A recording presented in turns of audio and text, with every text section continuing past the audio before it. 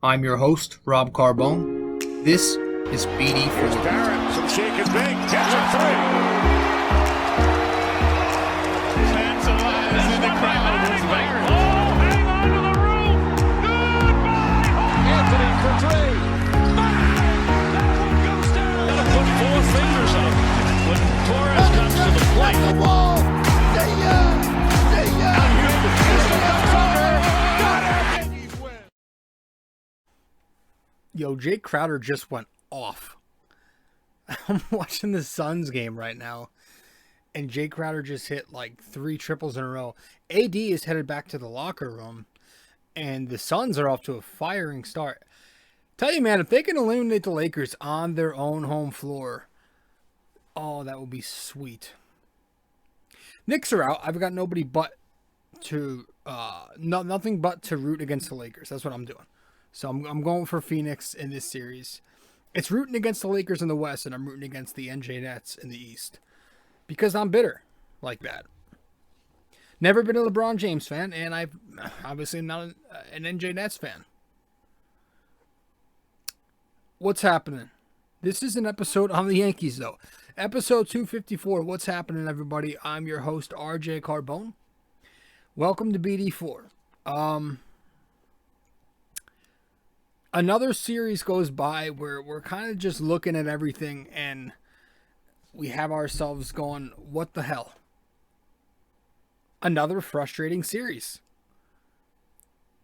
The hitting sucked. The starting pitching was so-so. Came back down to earth a bit after their ridiculous stretch. The bullpen was great, but the defense, the base running, these fundamentals, they remain horrendous. And this is it, man. This is what we're getting. You know, there's no, this is what, it's June 3rd as I'm recording this. It's Thursday, June 3rd. We're in. We're deep into the season. We're a third of the way through, right?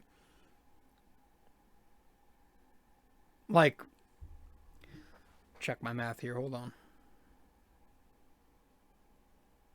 Yeah, about 57 divided by 162 is a little more than a third of the way through. So we're more than a third of the way through here.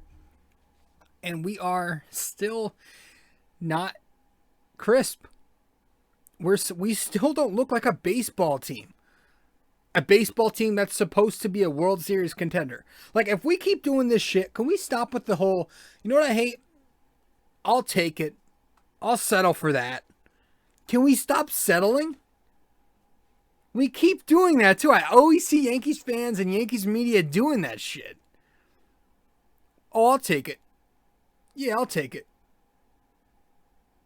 I hate it. I hate it. Oh, the Rays usually bitch us around, so I'll settle with the 2 out of 4. Oh, blah, blah, blah, blah, blah, blah, blah, blah. I'll settle with 2 out of 3 against the O's instead of sweeping them.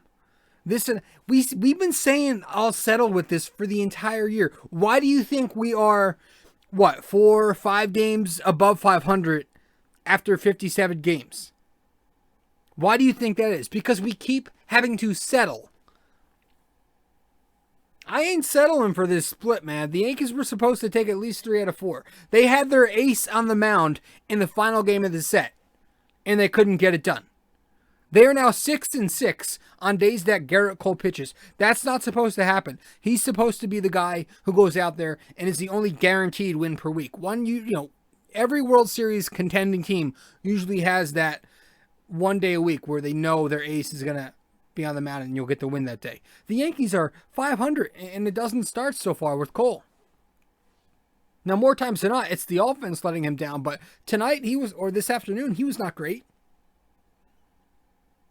So settling for this, settling for that, taking this, accepting this, that's going to get you a barely 500 team, guys.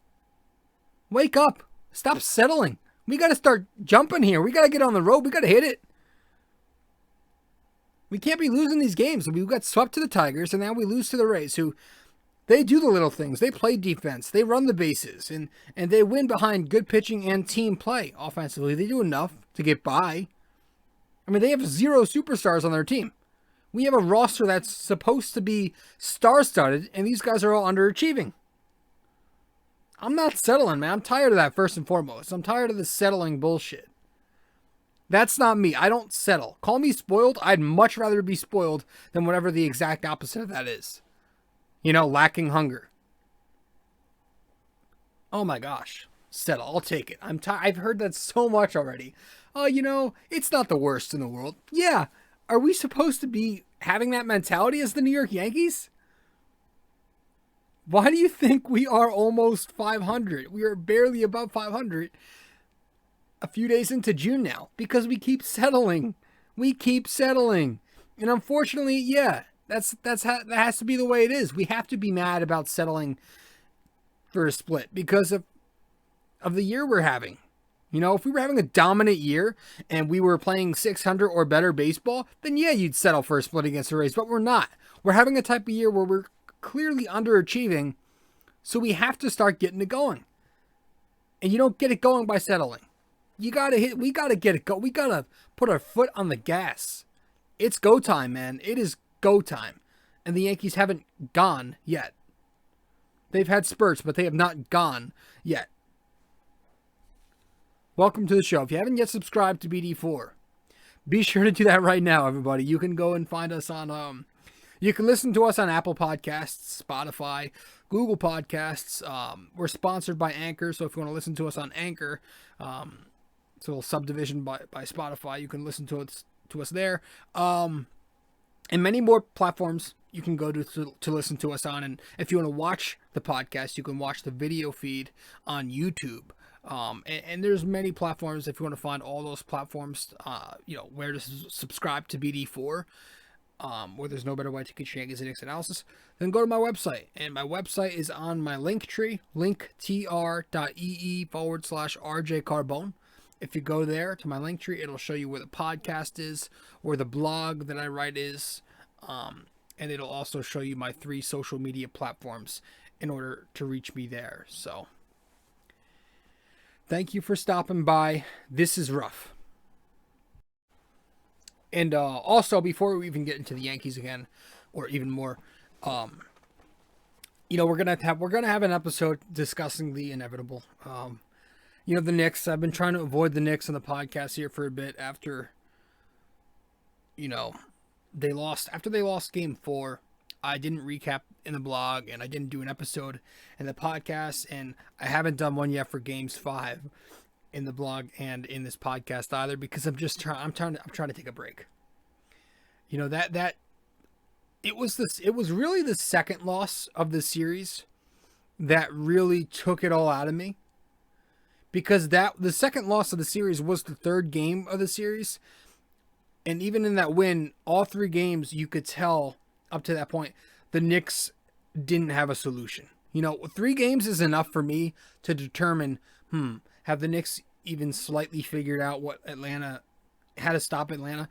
And it was the same exact problems up to that point. So that's when I kind of drew the conclusion that, okay, this one's probably going to go to the more talented team who has the advantage in the Atlanta Hawks. And it went to the Hawks. 2 games later, it became official. Game 5, the Knicks blown out again.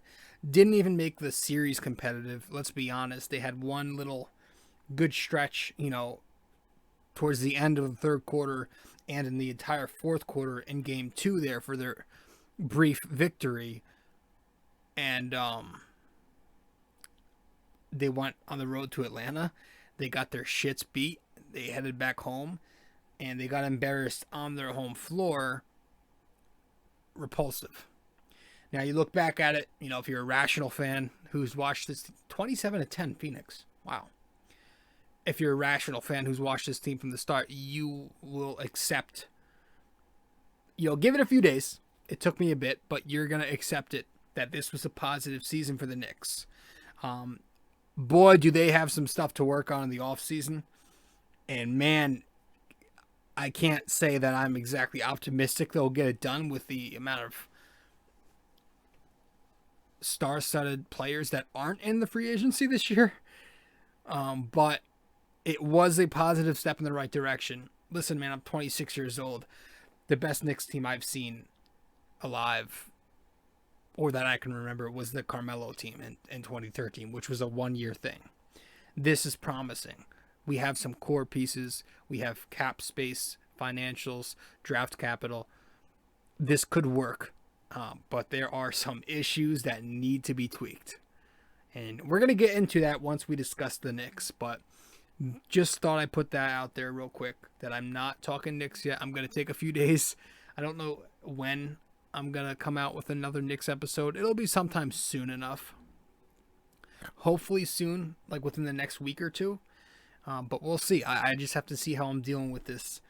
You know, I'm mourning right now. I am in mourning. I need to take a break. I'm all Knicksed out, if that makes any sense. I'm drained. I am mentally drained from this team. You know, when you have such a good season, it's hard not to get a little bit greedy. And you wanted more, right? At the start of the year, we started hot. I was like, all right, I won 30 wins. Then we got even better. It's like, all right, could we get a 500 record? And then we did. And then it's like, all right, do we have a chance to slip into the playoffs? Got a little bit more greedy, and we did.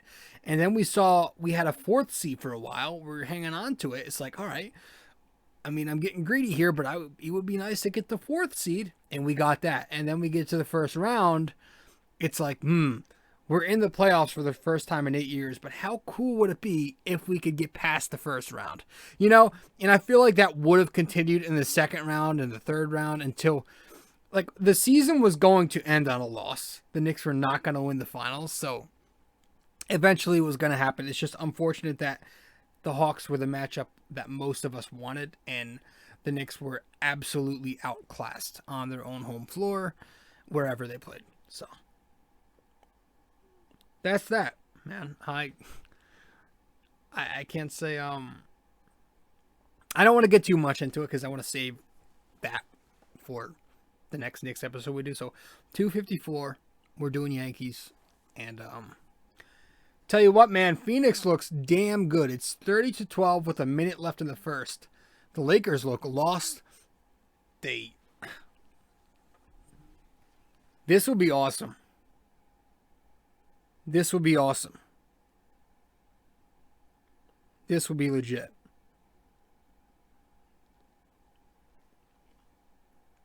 I am pulling for them. All right, let's head to break. I guess we'll get started. I don't think this is going to be too long of an episode. I've got class in the morning, and I've got something to attend to after that, so it's going to be a busy day tomorrow, so I got to get sleep as early as I can. So hope you guys' day is doing well. Hope you had a good day, and I hope you're having a good day. It is, as you're listening to this, it's most likely Friday, January 4th. And, yeah. Sorry, just reading some stuff here. One moment. Does anybody follow the fucking, what do they call themselves? The B, Babylon B. It's like it's a satire page that I found on Instagram. Gosh, they are fucking hilarious.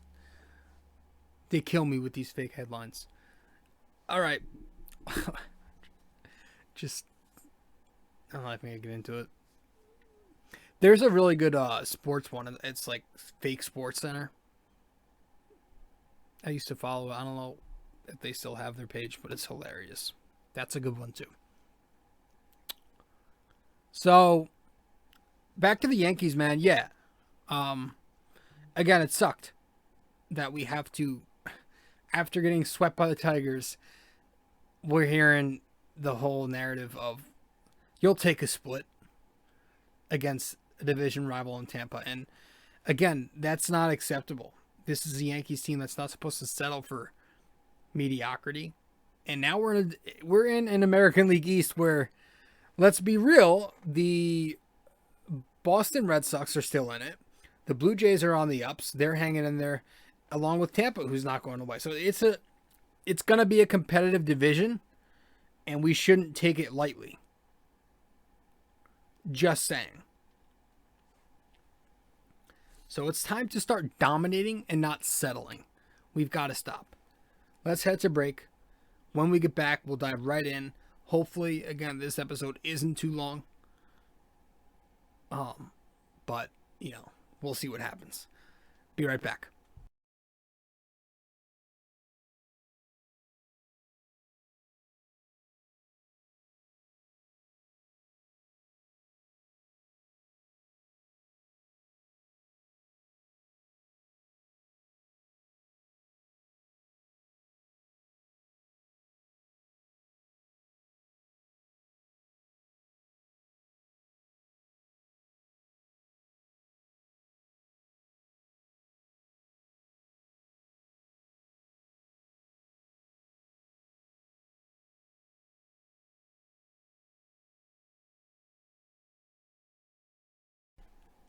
My buddy just told me he's 6 for 6 on his threes.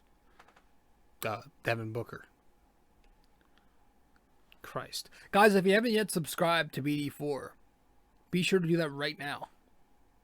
You can listen to us on Apple Podcasts, Spotify, SoundCloud, and all those listening feeds. You can watch us on YouTube.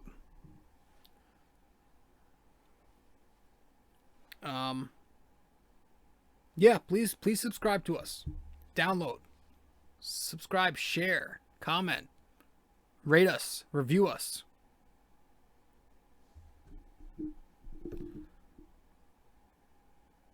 Much appreciated. And if you haven't yet subscribed to the blog that I write a blog. Oh, do I write a fucking blog? Sorry, man. I've been so sporadic with the blog this year. But now that the Knicks are out, we'll be more consistent. Don't worry.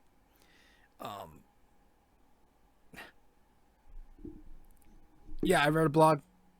Supposed to be every Knicks and Yankees game, but again, we got so busy towards the end of the Knicks season, being that they were in the playoffs, that we had to kind of fucking, slow it down with the blog. We were so focused on the podcast and everything, and the blog at the same time. So some episodes were skipped, some blog articles were skipped for each team. But I promise you, now that we're solely focusing on the Yankees, it'll be much more consistent, and you'll rarely see me miss any days in either. So the blog, the podcast, and my social media, Twitter, Facebook, and Instagram, you can find all that stuff on my Linktree, linktr.ee/rjcarbone. Now, let's get to the first game of the set against Tampa. Tampa's coming in. They're visiting. You had Jamison Tyone going up against Rich Hill. Now, this was the Memorial Day matchup. Now, episode 253, the last episode of this pod, we covered this one. Well, we didn't talk about the game, but it was after the game. We did our report card, or our progress report, 2-month progress report, so we kind of just ranted that. It was like a 30-minute event episode, to be honest with you, but we didn't talk about this. Game 1, the Yankees took a 3-1 loss. It was their 4th in a row. Yeah, basically that whole, streak from hell continued. Not to say we're out of it now. We did pick up a couple middle game wins, but it's rough. And this one was bad. We lose 3-1. I don't know. Just going through it here in my notes. Margot hits a 2-run double, an RBI double, makes it 1-0. Meadows 2-0 with a homer. Rosarina, who was actually held in check this series, did get an RBI single here and make it 3-0. Tyone ends up going 5+, 3 earned runs, 5 strikeouts. So. Just as he's been, at his best, he's so. At his worst, he's pretty bad. I don't know. I'm not. I'm loving what I'm seeing. He doesn't have an out pitch when that high fastball isn't there. So it's like, dude, what's going to happen when Sevy gets back? They're talking about Sevy in the bullpen. I knew they were going to milk him. I hope that's not what they do.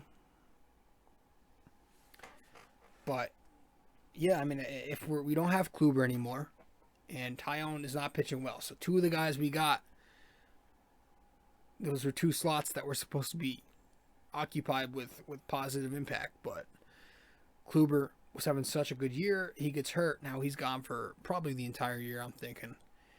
And then Tyone, you know, he's got a 5-year ERA still. It's Licky, Peralta, Sessa for the remaining 4 innings of the game. They shut it out. 4 strikeouts. But, you know, the Yankees just non-existent offensively. Other than Miguel Andujar, 2 hits, a home run, they didn't do anything. They didn't even get into scoring position. They had 2 at-bats with runners in scoring position. 0 for 2.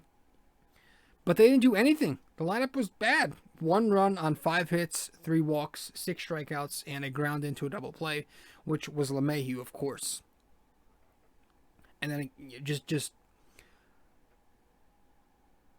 taking total control of us was Rich Hill. Again, he did it for the 2nd time this year. The guy's so old and he kills us. Torres makes an error, his 9th error of the season, throwing a fucking 2-seamer over to first base. It was a bad loss. And even this, you know, taking 2 out of 4, it felt even worse because the Yankees played bad baseball. They did.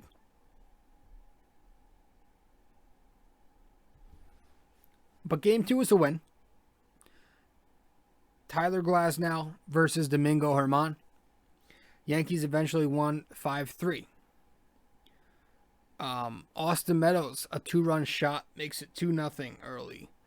Judge walks in a run. Then a wild pitch off Zunino makes it a 2-2 game. Miggy gets another home run. 3-2 Yankees in the 4th. Kiermaier hits a homer in the 5th. This ties the game. The Yankee pen shuts it down from there. And it eventually goes into extras in the 11th, where you have Clint walking it off with the 2-run shot.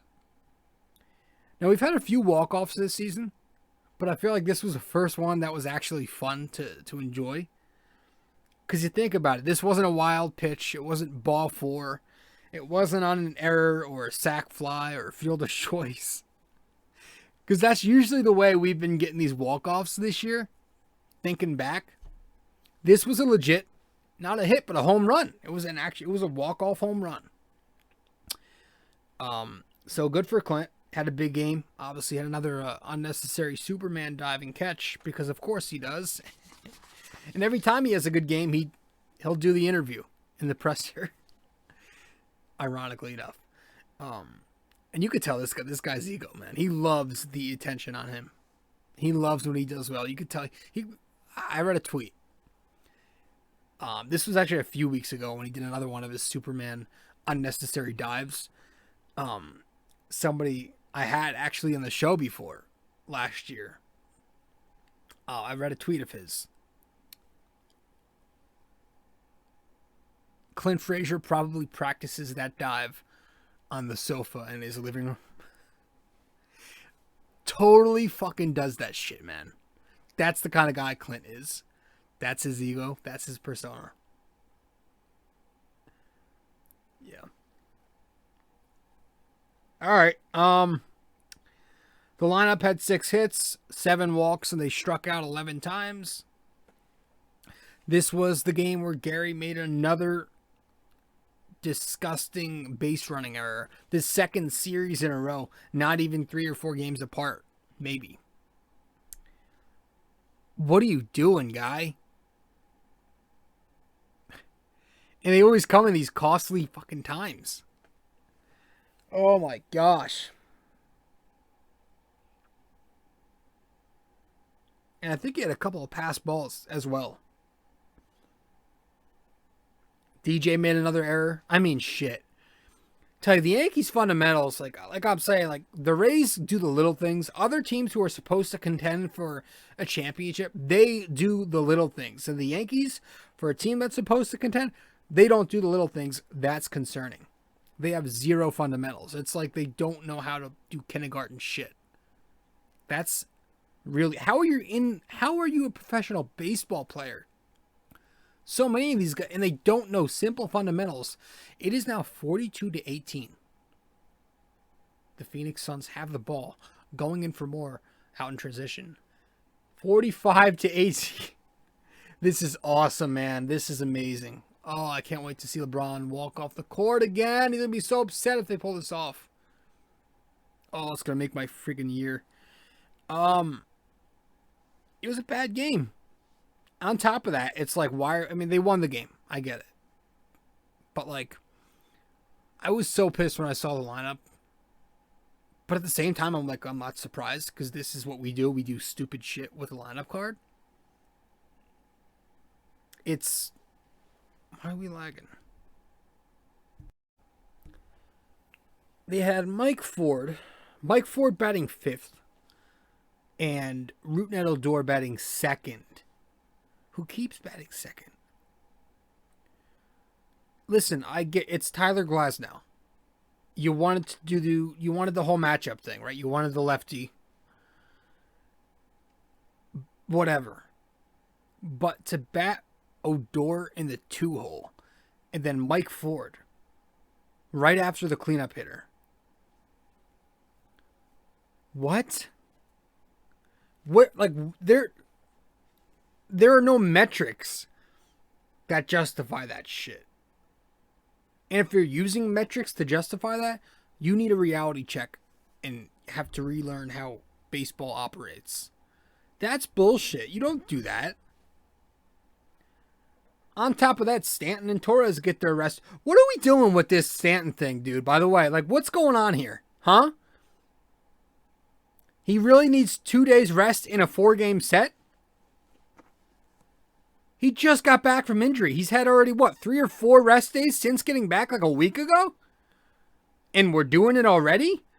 Is he not ready? And if if he's not ready to come back, why is he here? Why isn't he rehabbing down in AAA then?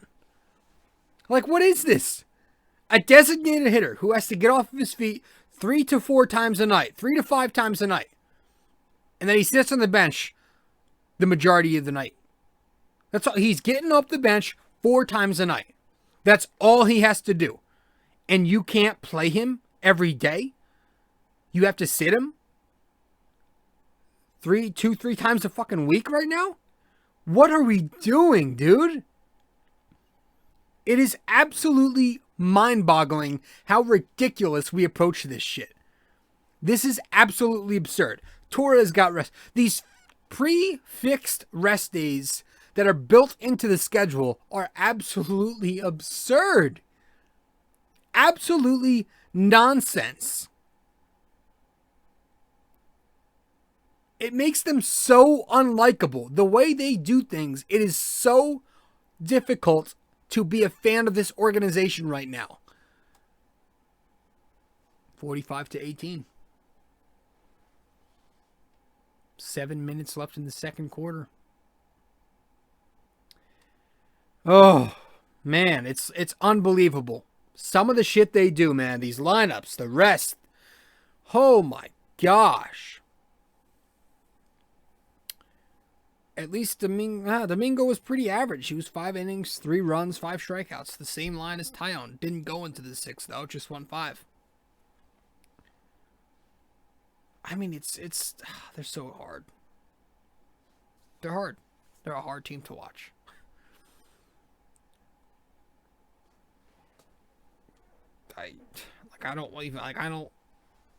I don't enjoy watching Yankees baseball this season. I thought by this time I'd at least enjoy watching them. And I'd just be complaining because I always complain. But this is actually justified to complain about. This is a Yankees team who are boring, flat, inconsistent. And when they're bad, they're very bad. And when they're good, they're only decent. Game 3. Montgomery gets the win. It's a 4-3 Yankees victory. Gio Urshela in the first inning. Plates one to right field. Solo bomb. 2-0 Yankees. Not a solo bomb. A 2-run bomb. Margot, fielder's choice, 2-1. Clint, 2-run single, 4-1. Diaz, sac fly, 4-2 after 5. Monty goes 6 1/3. 3 runs, just one of them earned. 6 strikeouts. Good to see him pitch into the 7th. That Odor error, mistakenly trying to turn that double play, sails it into the left field area. Kind of was the only blemish, but again, it didn't go on his line. He got the ERA still down. He downed it to under 4. It's 3.92, and he's got a 3-1 record now. So Montgomery's pitched well. He's a decent pitcher. You know, you're gonna get those numbers every year if he's healthy. He's gonna be a guy who sits in the high 3s, low 4s. He's a decent number 5.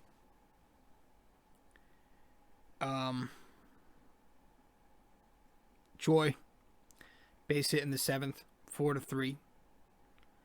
And then it got scary in the 9th. Chapman comes in, gets into and out of trouble. You know, you got that awesome matchup with Chapman versus G-Man Choi. But then he feeds him the 3-2 slider.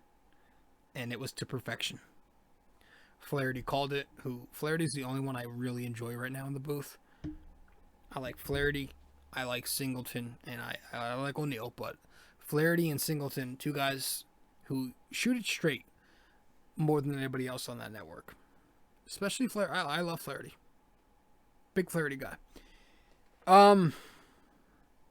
Yeah, man, it was a good win despite the countless amounts of wasted opportunities. 2 for 9, scoring position, 9 men left on base, 9 hits, 6 walks, 14 strikeouts. Urshela led in hits, homers, and RBIs. The bullpen closed it out with Lasagna, Chad, and again Chapman. And that was game 3 of the set. Game 4. Now, if you're watching the podcast, I didn't write up a little, set up with the stats on the bottom ticker there. I didn't feel like it. Just trying to rush through this episode tonight, but it was why? What's the worth? It was a terrible loss. Yankees had 2 runs. Tampa had 9. Garrett Cole versus Ryan Yarborough. Gardy homers for his first of the year, makes it 1-0. Meadows again, guy you could put him up there, in that Yankee killer category. We neutralized a Rosarina, and now it's Meadows just torching us. 2-1 after his homer.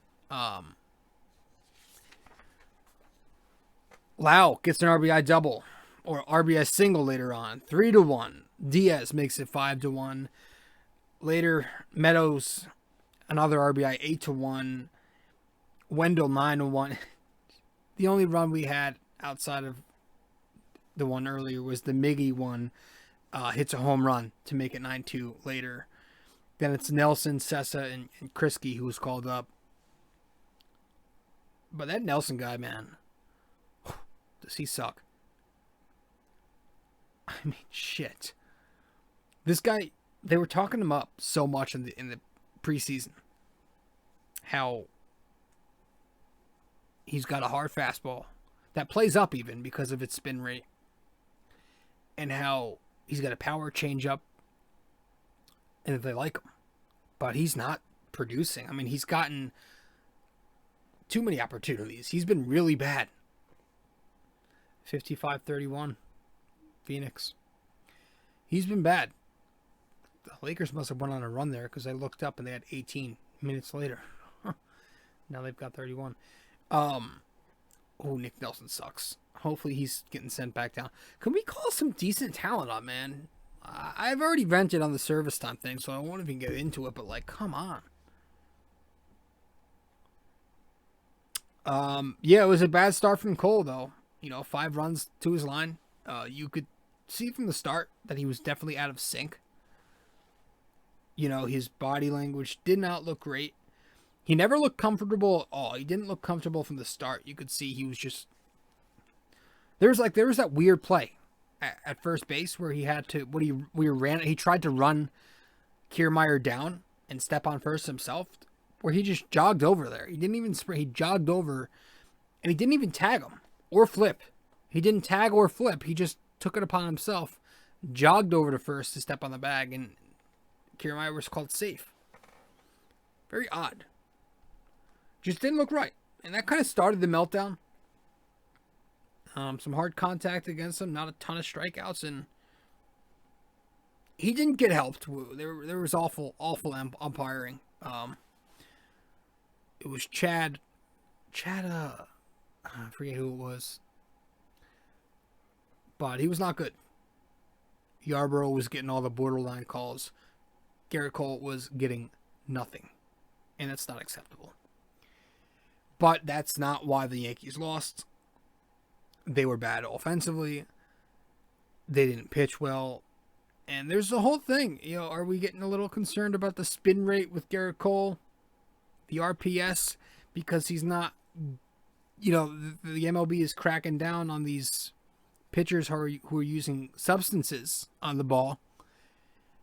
And I was looking at some of the numbers. His spin rate is down this year. Is that going to catch up to him? It's just something to think about. I'm not really concerned about Garrett Cole, but just a thought. So that's it. I mean, the offense is really bad. This lineup sucks, and it's concerning the shit out of me, man. There's the Yankees will hit, but blah, blah, blah, blah. Will they, though? Will they hit? Because when will they do that? It's late. Not late, but it's late to keep saying that. We're getting to a point where it's gotten pretty loud. The Yankees are still not hitting. So will they? Will they hit this season? Guys are bad. Guys are very, very bad right now. I'm going to try to pull up this page here. And that's not it.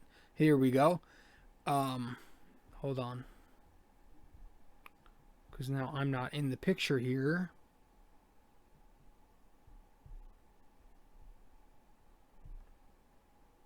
Here we are. But I want to talk about it, man. It's really Rougned Odor is atrocious. That guy sucks. He sucks. And you sheep are so easily fooled, man.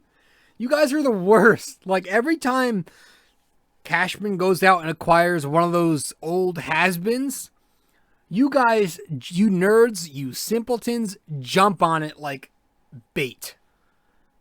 Like a big jumbo shrimp. I mean, we go all the way back to Chris Carter. The 40-something home runs to lead the National League the year prior. Or Troy Tulowitzki, who obviously, a former all-star player. They get him at the end of his career. He retires. Speaking of retirement, Jay Bruce, guy who hits 30 home runs consistently in his prime. Guys thought he was going to magically bring that back years later. And Odor, who's just been garbage the last several years. And that's the thing. All these guys have track records from their previous 1 or 2 seasons before becoming Yankees that say they're probably going to be dog shit. And you people still get fooled into thinking they'll be catching lightning in a bottle. Let's be real. Nobody but sense. Nobody thought he would do good, Odor. Except for idiots who actually buy into that crap. Everybody knew. Most people with brains knew this guy was most likely going to suck. Because he's sucked for the last several seasons. And he's sucking right now. He's been absolutely terrible. To a point where I'm willing to go Chris Gittens. And a lot of Yankees fans are now. You're hearing that name more and more. Chris Gittens. Because we need a first baseman so DJ can go back to playing his normal position. Actually, to be honest with you, if we're talking about it, if we get Odor to fuck off and we stop playing this guy, and we do call up Gittens, I was thinking about it because I think the best option for the Yankees defensively around the infield You could do Gittins at first base, give him a shot. But then from there, you have Torres back to his second base position, which is much better than when he plays shortstop. You have Gio Urshela man shortstop, which he's played a lot of this season. And then you have DJ playing third, which he's very capable of doing. I actually think that's probably the best defensive option for the Yankees. That's the best combination to go with. I feel like that would work a lot more than what we're doing right now. I like that idea. I would give Gittins a shot, and I think the defense in the other three spots, those are going to get you your best defensive. That's your best defensive infield right there. I think you slide Torres back over to his natural position. You have DJ play third because he can do that, and you have Gio play shortstop, which I think he's done a very good job of. I don't know the metrics behind his shortstop play versus his third base play, but I am more of an eye test guy defensively anyways, and I don't think it's been bad at all. I think it's been above average, to say the least, at shortstop. But here are the offensive numbers because I want to get to it because, man, it sucks. And it's funny because we're literally the only team in baseball who actually doesn't have a first baseman right now. We literally don't have a first baseman. We're supposed to be a World Series contending team, and we are going through the year not having a first baseman. We don't even have a true left fielder at the moment. And on days that Gardy shifts over to the left, we don't have a center fielder. We had to put Judge there the other day. We have such a clunky mismatching outfield or defense. It's so pathetic. We don't have a first baseman and we don't have an outfielder in one of those spots. Literally, no natural positions. We don't have a natural first baseman. We don't have a natural left fielder / center fielder right now. It's so bad. Honestly, though, just give me Tyler Wade over Odor. If you don't want to go Gittins, give me Tyler Wade. And then you have DJ slide over to first. I don't know.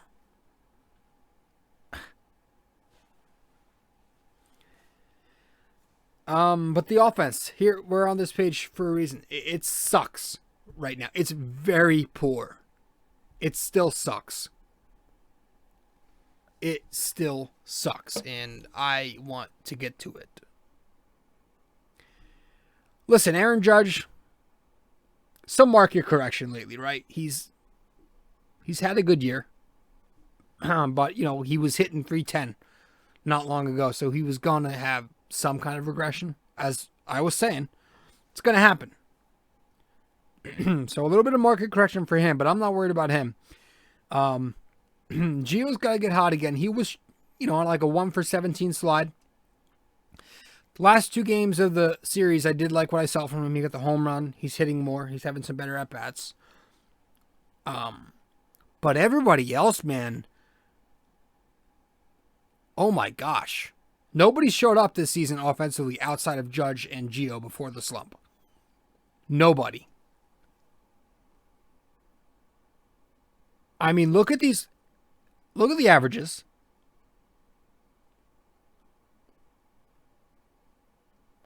So we're in averages right now. Look up and down, dude. So you've got. Don't worry about these Final Four either, because they're guys who are no longer on the squad. It's Talkman, Bruce, Florial, and somebody else. But look at. Okay, so Ford. Oh my God, he's awful. $133. You got $187. That's two guys. So let's count the amount of 100 hitters that actually have decent at-bats. Amount of at-bats. So you got Mike Ford right here. This is one. Hold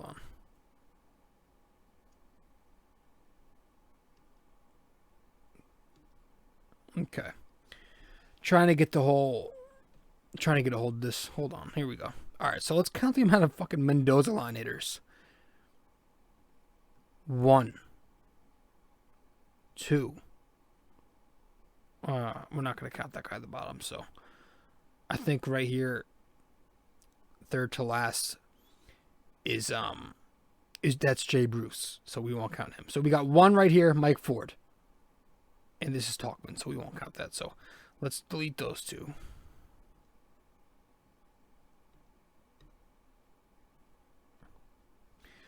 All right, so here we go. Mike Ford, 1.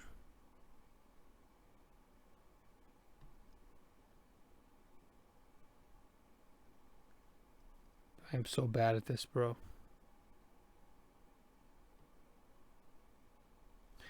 And my tablet just crashed. Oh, Lord, man. I gotta get rid of this.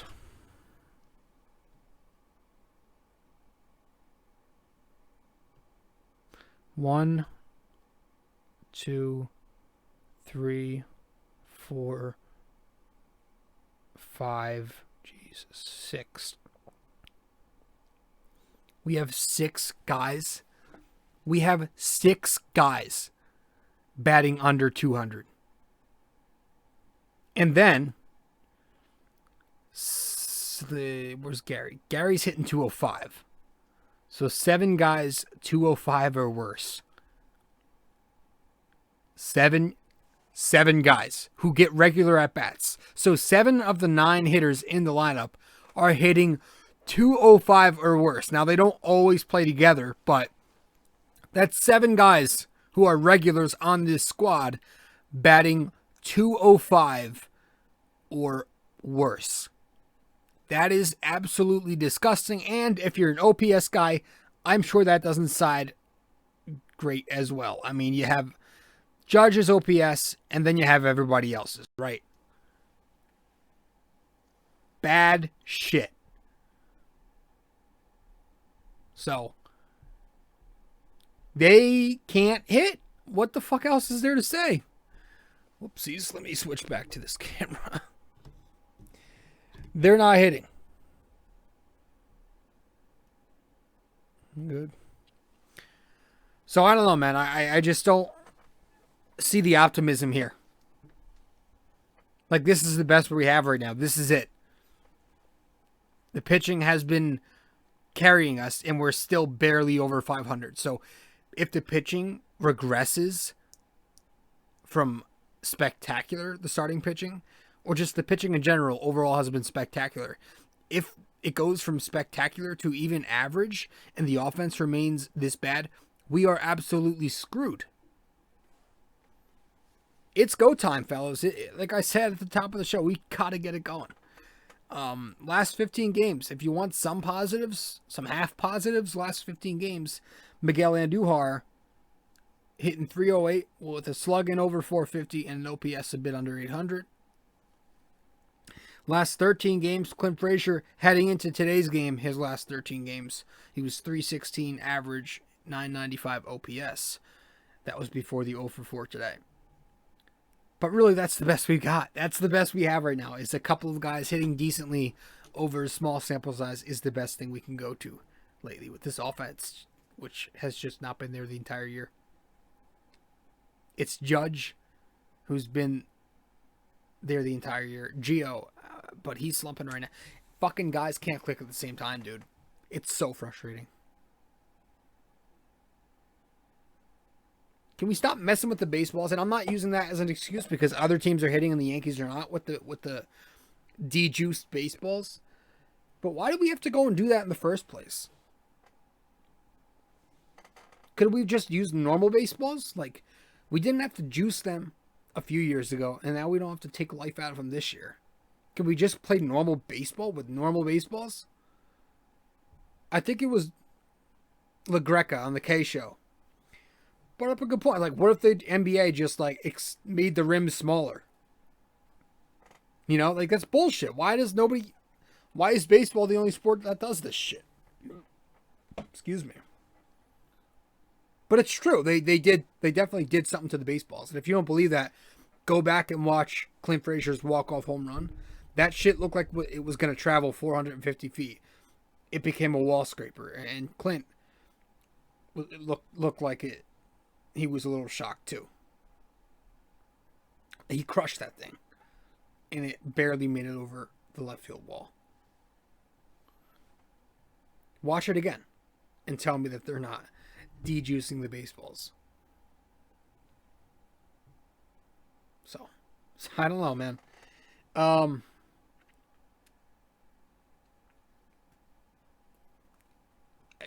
31 and 26, 27? I don't know. Third place still. Boston is on the horizon. Aaron Boone waits till the game's out of hand to get fake mad and get thrown out today over this piss poor umpiring. No, not falling for that. Michael King's on the mound tomorrow. Michael King, yeah, starting for the Yankees. He's going up against Nathan Eovaldi. I don't know, man. I'm just tired of losing. Tired of being inconsistent. And I think that's all I have. Let's go to break. When we get back, we'll wrap it all up with the question of the day. Be right back.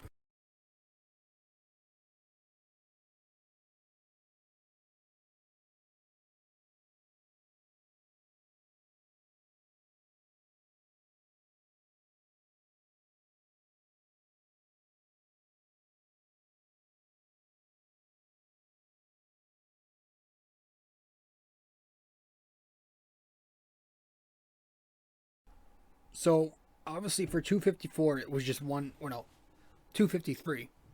It was one gigantic venting session by me, so I didn't even get to the question of the day. So in 252, the question I asked you guys, when the Knicks debuted for the first time ever on November 1st, 1946, what was the name of the team they defeated? And the answer to that question, NYK question of the day for Ep 252, the answer to it was the Toronto Huskies. That was who the Knicks defeated in their debut, their franchise debut. But tonight's NYK question of the day brought to you by Anchor. Best way to make a podcast, get your... Oh, wow. Fucking, halftime. They're still down by 20, LA. That's awesome. Anchor. Best way to get your podcast. You could download the Anchor app or go to anchor.fm. In 2002, this Yankee hit 39 home runs versus 23 walks. Who was it? All right, so in 2002, this Yankees player hit 39 home runs but drew only 23 walks. Who was this? Now, I'll give you a hint. But this is only a clue that if you listen to my podcast or watch my podcast or even read my blog, then you'll get this clue. But if you don't, you probably won't. But the hint here, I always compare Miguel Andujar to this player. That's the hint. So one last time, in 2002, this Yankees player hit 39 home runs, but drew only 23 walks. Who was it? And the hint is, I compare Miguel Andujar to this player a lot. So if you follow the podcast often and you listen to us a lot, you'll probably know who I'm talking about here. So let us know the answer. Facebook, Instagram, Twitter, comment, or DM me. Guys, thanks so much. Or you can answer in the YouTube comment section.